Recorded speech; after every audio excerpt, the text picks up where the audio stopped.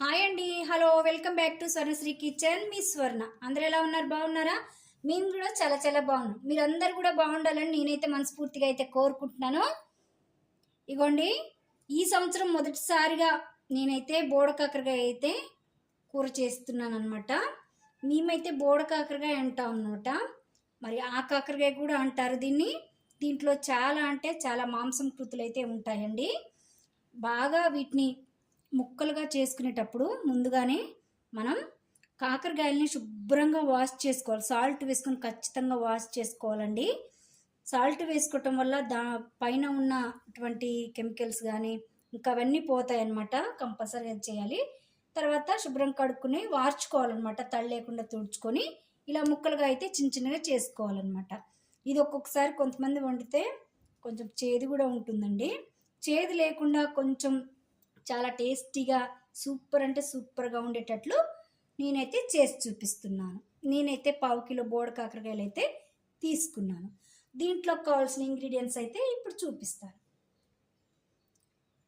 Onion ముక్కలు, పచ్చిమిర్చి ముక్కలు, ఇంకా కొంచెం అంత అల్లం వెల్లుల్లి పేస్టు, పసుపు, కారపొడి, ఆవాలు, జీలకర్ర, ధనియాల పొడి, జీలకర్ర పొడి, ఇంకా ఇక్కడ సాల్ట్ కూడా వేస్తానండి. ఆయిల్ కూడా వేసుకుంటాను. ప్రాసెస్ ఈజీయే కానీ చేయటం కూడా చాలా ఈజీ. టేస్ట్ మాత్రం సూపర్ అంటే సూపర్ అండి. సీజనల్గా దొరికే ఈ కాకరకాయని మనం ఇప్పుడు ప్రిపేర్ చేసుకుందాం. ముందుగా నేను స్టవ్ అంటించుకొని ఒక కళాయి అయితే పెట్టుకున్నాను ఆ కాకరకాయల కూర చేయటం కోసం. ఇప్పుడు ఈ బాండీలో 3-4 టేబుల్ స్పూన్స్ అయితే ఆయిల్ వేసుకోవాలి. అయితే ఈ కాకరకాయలు నేను 1/2 కిలో తీసుకున్నానండి. ఆయిల్ ఎక్కువగానే ఉంటేనే ఈ కాకరకాయల కూరలో చాలా అంటే చాలా బాగుంటుంది. ఇప్పుడు ఆయిల్ బాగా కాగాక ఒక 1/2 స్పూన్ ఆవాలు అయితే వేసుకోవాలండి. ఇవి చిట్టపట్లాడాలి. ఇంకా ఆయిల్ కూడా మంచి హీట్గా ఉండాలి. అప్పుడు కూర చాలా అంటే చాలా టేస్టీగా ఉంటుంది. ఇలాంటి టిప్స్ తోటి మీరు కూడా ఈ కూర ఒక్కటే కాదు ఏ కూర వండుకున్నా కానీ చాలా బాగుంటుంది. ఇలా చిట్పట్లాడిన తర్వాత ఆవాలు వేసుకున్నాక జీలకర్ర కూడా ఒక 1/2 స్పూన్ వేసుకోవాలి. ఇప్పుడు పచ్చిమిర్చి ఆనియన్స్ కూడా వేసుకోవాలి. ముక్కలు వేసేసి ఇగో ఇలా బాగా ఆనియన్స్ కొంచెం మగ్గాలండి. మరీ ఎక్కువ బ్రౌన్ కలర్ కాకూడదు. నేను చూపిస్తాను. ఈ లోపల మొదటిసారిగా నా ఛానల్ ఎవరైనా చూసినట్లయితే ప్లీజ్ అండి సబ్స్క్రైబ్ చేసుకోండి. ఇంకా మీకు ఈ కర్రీ కనుక వండే విధానం నచ్చినట్లయితే ఒక లైక్ అయితే చేయండి, షేర్ కూడా చేయండి. ఇలాగే నా ఛానల్ సపోర్ట్ చేయండి. ఇలా మంచిగా వేగిపోయాయి అనమాట. 1 మినిట్ కూడా కాదు, ఒక 1/2 నిమిషమే. 1/2 స్పూన్ పసుపు పొడి, ఒక 1/2 స్పూన్ అల్లం వెల్లుల్లి పేస్ట్. ఫ్రెష్ది అండి ఇది. అల్లం వెల్లుల్లి పేస్ట్ వేసుకోవడం వల్ల కూర అయితే చాలా రుచి వస్తుంది అన్నమాట. అల్లం వెల్లుల్లి పేస్ట్ పచ్చివాసన పోయిన తర్వాత ఇంకా ఒక రెబ్బ కరివేపాకు వేసుకోవాలండి. ఇప్పుడు కట్ చేసుకుని బోడకాకరకాయల ముక్కలను కూడా వేసుకోవాలి.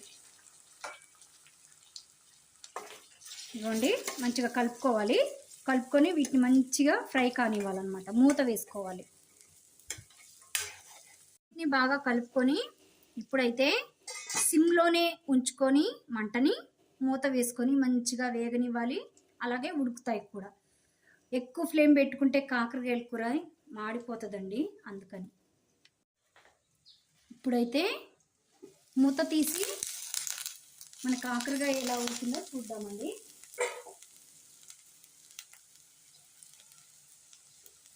ఇలా మూతలో ఉన్న వాటర్ ఉంటాయి కదా, ఇలా నేను ఉంచేసుకున్నాను అనమాట. అప్పుడు ఏమవుతుందంటే కాకరకాయల కూర మాడిపోకుండా ఉంటుంది, మంచిగా మగ్గుతుంది. ఇక చూస్తున్నారు కదండి, అస్సలు మాడిపోలేదన్నమాట. మాడిపోతే టేస్ట్ పోతుందండి. అందుకని ఈ విధంగా ఇలా చేసుకోండి. ఇంకా ఇలా కలుపుకుందాం. నాకైతే సూపర్ అంటే సూపర్గా మగ్గిపోయాయి అన్నమాట. వీడియోలో మరి ఎలా కనిపిస్తుందో నాకైతే తెలియదు కానండి, నాకైతే మంచిగా మగ్గిపోయాయి అన్నమాట. ఫ్లేవర్ కూడా చాలా అంటే చాలా బాగా వస్తుంది. ఈ టైంలో కొంచెం కొత్తిమీర, ఇంకా టమాటా ముక్కలు కూడా వేసుకోవాలి. ఇందాక చూపించడం మర్చిపోయానండి. ఇప్పుడు మాత్రం టమాటా ముక్కలు ఇలా సన్నగా కట్ చేసుకొని వేసుకోవాలి. టమాటా ముక్కలు వేసుకోవడం వల్ల టేస్ట్ బాగుంటుంది. అయితే ఒకవేళ మీ టమాటా ముక్కలు ఇన్ని వద్దు అనుకుంటే కనీసం ఒక్క టమాటానైనా వేసుకోండి, అప్పుడు చాలా బాగుంటుంది. నేను మాత్రం ఒక 3 టమాటోస్ అయితే వేసానండి. ఉప్పు వేసుకున్నాను. టమాటా ముక్కలు మంచిగా మెత్తబడటం కోసం కర్రీకి సరిపోయేంత ఉప్పు కూడా వేసుకున్నాను. ఇప్పుడు కర్రీకి సరిపోయేంత కారపొడి కూడా వేసుకోవాలి. కారం కూడా వేసుకున్నానండి. అంటే మేము తినే స్పైసీనెస్ని బట్టి మేము 3 స్పూన్స్ అయితే చిన్న స్పూన్స్ యూస్ చేశాను కారపొడి. మీ స్పైసీనెస్ని బట్టి మీరు వేసుకోండి. ఇప్పుడు మంచిగా ఇదంతా కలుపుకొని, టమాటాలు వేసాం కాబట్టి ఇక మాడిపోయే ఛాన్స్ లేదనమాట. మంచిగా అయితే కలిపేసుకొని మళ్ళీ ఒక 2-3 మినిట్స్ మూత వేసుకొని వీటన్నిటిని పచ్చివాసన పోయే వరకు ఉడికించుకోవాలి. మన కర్రీ ఎలా ఉడుకుతుందో చూడండి. ఇగో ఆల్మోస్ట్ అయిపోయిందండి. ఇంకా ఇలా అయితే మంచిగా మగ్గిపోయిందనమాట. చూస్తున్నారు కదా, అసలు మాడిపోయి బాగుంది. టేస్ట్ కూడా చాలా బాగుందండి. మొదటిసారిగా మేము వండుకొని తింటున్నాం కదా అందుకని. ఇప్పుడు 1 స్పూన్ ధనియాల పొడి, 1/2 స్పూన్ జీరా పొడి.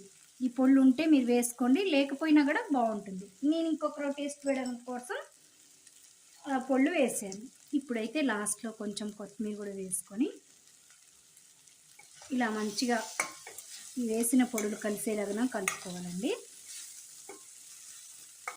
చూద్దాం మన కాకరకాయ. చూస్తున్నారు కదా, స్టవ్ అయితే ఆఫ్ చేసేసుకోవాలి. ఇంతేనండి, కూర అయితే రెడీ అయిపోయింది. మనకి ఎంతో టేస్టీగా చాలా అంటే చాలా బాగుందన్నమాట. మీరు కూడా తప్పకుండా ఈ విధంగానే ఖచ్చితంగా నేను చెప్పినట్టు మీరు చెయ్యండి. టేస్ట్ మాత్రం చాలా అంటే చాలా బాగుంటుందండి. నచ్చితే ప్లీజ్ అండి ఒక లైక్ అయితే చేయండి. నా ఛానల్ని సబ్స్క్రైబ్ చేసుకోండి, షేర్ కూడా చేయండి. కామెంట్ బాక్స్లో ఎలా వచ్చిందో తెలియచేయండి. Thank you for watching. Bye అండి. మరొక కొత్త రెసిపీతో మళ్ళీ కలుద్దాం. హలో అందరికీ. ఈ సంవత్సరం మొదటిసారిగా మేమైతే బోడ కాకరకాయల కూర అయితే చేశానండి. టేస్ట్ అయితే సూపర్ అంటే సూపర్గా ఉంటుంది. ఇంకా వీటిలో ఎక్కువగా మాంసకృతులు అయితే ఉంటాయండి. ఇలా మీరు కూడా చేసుకోవాలంటే మన ఛానల్లో ఉంటుందండి, చూసేయండి. Thank you for watching. Bye అండి.